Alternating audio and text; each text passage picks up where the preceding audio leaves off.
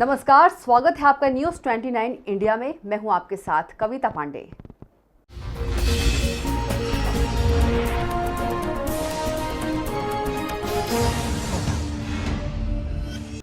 Economic offence wing EOW Rewa की 11 सदस्यीय team 2012 में दर्ज 50 करोड़ से अधिक आर्थिक अपराध के मामले में जैसे ही पावर प्लांट पहुंची, अधिकारियों में हड़कंप मच गया। Economic offence wing EOW Rewa की शाखा में 2006 के आसपास इस बात की शिकायत हुई थी कि संजय गांधी ताप विद्युत परियोजना पावर प्लांट के अधिकारियों और लाइजनिंग एजेंट की साठगांठ से पावर प्लांट में उपयोग किए जा रहे कोयले की लोडिंग अनलोडिंग के लिए ऑटोमेटिक ट्रिपलर का उपयोग न करके अलग से ठेका दिया गया था। साथ ही कोयले में नमी और कोयले की मात्रा, जिससे कि मात्र 2 से 5% तक का बताया जा सकता था, उसे 30% बताकर शासन को करोड़ों रुपए का चूना लगाया गया।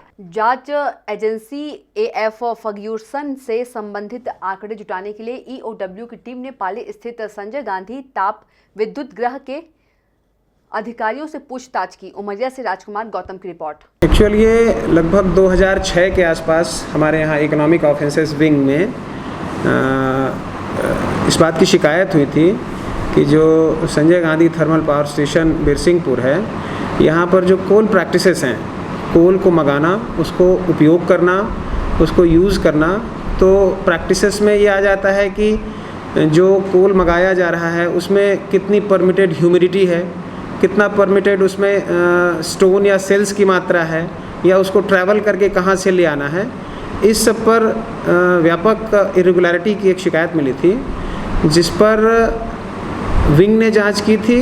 और इसके अलावा एक स्वतंत्र एजेंसी है इनकी, AF Ferguson and company, Delhi उसका हेड ऑफिस था, देश के अलग शहरों में भी उसकी हेड ऑफिस हैं। उसने जांच की थी और इस थर्मल स्टेशन के साथ साथ बल्कि 2-3 और थर्मल स्टेशंस की जांच उन्होंने की थी।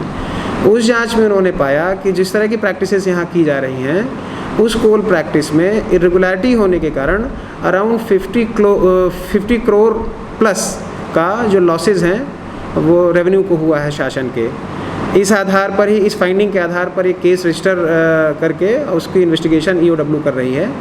उसमें सर्टेन जो डॉक्यूमेंट्स चाहिए हैं और जो एएफ फर्ग्यूसन एंड कंपनी है जो कि यहाँ पर जांच संपन्न की थी, उसका वर्तमान में कहाँ पता है, कौन लोगों ने जांच की थी, ये सारी जानकारी यहाँ से बहुत लंबे समय से लंबित है। तो वो जानकारी प्राप्त करके आगे प्रैक्टिस करके और मामले को निराकृत करने के लिए आज यहाँ पर उसकी इन्वेस्टिगेशन के सिलसिले में हम लोग आए हैं। वही पेपर्स जो बचे हैं वो ज्ञात करके आगे उसमें कार्यवाही प्रोसीड करनी है। इसमें प्राइमा फेसी जो मामला दर्ज है वो जो 2004-05 में यहाँ के एग्जीक्यूटिव डायरेक्टर डीएन प्रसाद रहे हैं, वो हैं, और ये अधीक्षण यंत्री एसके खंडेलवाल, और साथ में काफ़ी दूसरे अधिकारी भी जो रिलेटेड विंग के हैं वो रहे हैं। लाइजनिंग एजेंट इनके रहे हैं। जो कंपनीज़ हैं जो यहाँ कोल प्रैक्टिस में काम कर रही थी, प्रोप्राइटर BSN जोशी करके है विशाखापट्टनम की। लाइजनिंग एजेंट हैं messrs Naresh Kumar and company, Kolkata के। इस तरह से जो एजेंसीज़ इनके लिए काम कर रही थी, जो लाइजनर्स थे, इन सभी को मिला के और इन्वेस्टिगेशन में जो और अन्य लोग कनेक्ट होते जाएंगे उन पर भी ये आरोप आगे बढ़ेगा। जी जी उनकी भी क्या नहीं, उनकी संलिप्तता के इसमें कोई कनेक्शन नहीं है। ये उस समय का केस है और ये 2012 में रजिस्टर्ड हुआ था, जिसमें अन्य कार्यवाही होने के साथ ये जानकारियां नहीं मिलने से आगे कार्यवाही नहीं हुई थी। वो सब यहाँ जानकारी लेने आए हैं, उसमें आगे कार्यवाही करेंगे। जो दोषी आएगा, जो भी हायर ऑफिशियल्स हैं जिनका रोल है, जिन्होंने परिचालित किया है, जिनकी कोल प्रैक्टिसेस को मॉनिटर करने और उनको ऑपरेट करने की जिनकी जिम्मेवारी है, वो सभी लोग चार्जशीट होंगे। ये करप्शन एक्ट के अंतर्गत है और आईपीसी के 420, 120B। तो आप देखते रहिए न्यूज़ 29 इंडिया, एक देश सारे प्रदेश।